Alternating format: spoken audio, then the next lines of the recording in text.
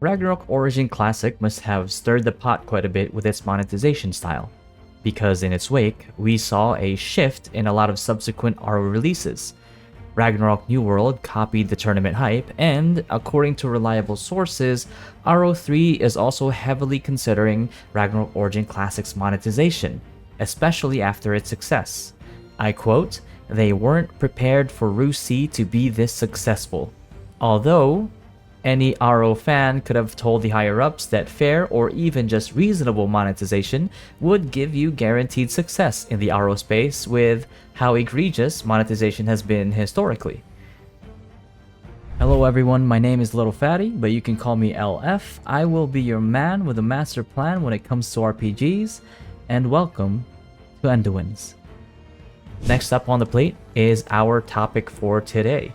Ragnarok Online ZERO Global, the first PC iteration that integrates all regions globally. Gravity's attempt at fair monetization again for RO1. Or is it? Follow me on this journey and let's find out together. Ragnarok ZERO Global's concept, to be fair, is simple, and if I may be so critical, even less ambitious than some private servers. That could either work for or against them, depending on who you ask. Now before we start, we will be playing Ragnarok ZERO Global, so stay tuned for our review by subscribing to us and hitting that notification bell. Now, we had a sneak peek of the game's planned features at launch through an exclusive media pass in Thailand. Yoshinori Kitamura, chairman of the board and co-CEO of Gravity, was present at the event. It started off with the same spiel about how Gravity wants to create the most exciting games, ignoring the fact that the only noteworthy game they have made is with the Ragnarok IP. That's not a snide remark on my end, it's just the sentiment of every RO fan at this point. What did pique my curiosity, however, is one line: increasing player trust. While I have my doubts, like any RO fan has at this point, there is no denying the fact that I, much like any RO fan, wish to see a Ragnarok successor that isn't marred by egregious monetization. Whether that actually means anything, we'll find out as we go. Ragnarok ZERO Global is being presented as a classic MMORPG experience rebuilt for modern times, which is ironic because it's going back to the subscription model of the olden times. With that said, going back to the subscription model has always been the request of old school Ragnarok fans. After all, most RO fans are grown adults now and won't be bothered by a subscription like they did when they were kids. In the presentation, they presented Get Pouring, a mobile Tamagotchi-like app where you take care of a pouring in your phone, who then, according to them, can journey with you when you log in the actual game. What's even more interesting is that they seem to want this app to evolve beyond Ragnarok ZERO Global and into future titles. Sort of a virtual companion that adventures with you across ridiculous amounts of RO iterations that they have planned. Hence the tagline, Beyond Ragnarok. How they implement this in the future, I myself am curious to know. But let's get back to why Ragnarok ZERO Global is something you're potentially looking to actually play.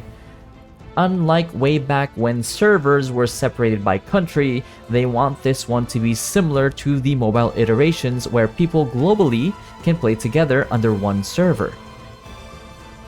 Although, I'm unsure if Baby Shark is the type of collab to pull in the age group RO is designed for. But maybe this is them reaching out to the younger audience. Along with other interesting collab choices at this point in time, I failed to see what would make me excited to play this version. Next up, they presented bespoke BGMs, remaking classic BGMs based on specific countries. Personally, I think one of the things that never needed changing was RO BGMs, but I digress. Personalized costumes that act as backdrops for your character, commonly already seen in IRO. This time, however, it features landmarks from several countries. And then, the possible death knell. the cash shop. It's no mystery that the cash shop was not well received in the beta. Players were already calling out to remove the overpowered items. Their response? The promise of optimizing the consumable items, the overpowered equipment, beginner weapon option tuning, and gacha mileage adjustments. They intend to have targeted power ceilings to curb endless cash shop scaling. However, it does make one wonder what would make something like that necessary in a subscription game. What follows next is at least slightly encouraging. A guild XP system revamp, guild exclusive quests, and seasonal guild events. It is no mystery that guilds play a huge part in Ragnarok games, more so than most MMOs. So these features are at the very least a good change. UI scaling is also part of the big update before the game launches. This is good for players with higher resolution monitors. Anybody who has played Ragnarok Online with a 2K or 4K monitor knows the pain of playing in full screen. And then something with a bit more hype, Nordfeld, a new town with 2 new fields and 2 new dungeons featuring a variety of quests, all of which rewards you with materials to craft equipment that would put you at an advantage versus someone who would otherwise not have them. It's always nice to see progression earned through playing the game and not just through spending. Now we're getting somewhere. What came next did concern me a bit, and maybe I'm not quite getting the context here. They plan on releasing August 18th and won't have second job advancements until September 3. One does wonder what there is to do during that time. Are the new systems perhaps in-depth enough to warrant such an extended wait time? Maybe farming the new items will indeed take a lot of time for the perfect role. An Awakening system, which is set to be released in 2027, apparently aims to replace the traditional Transcendent and Third jobs.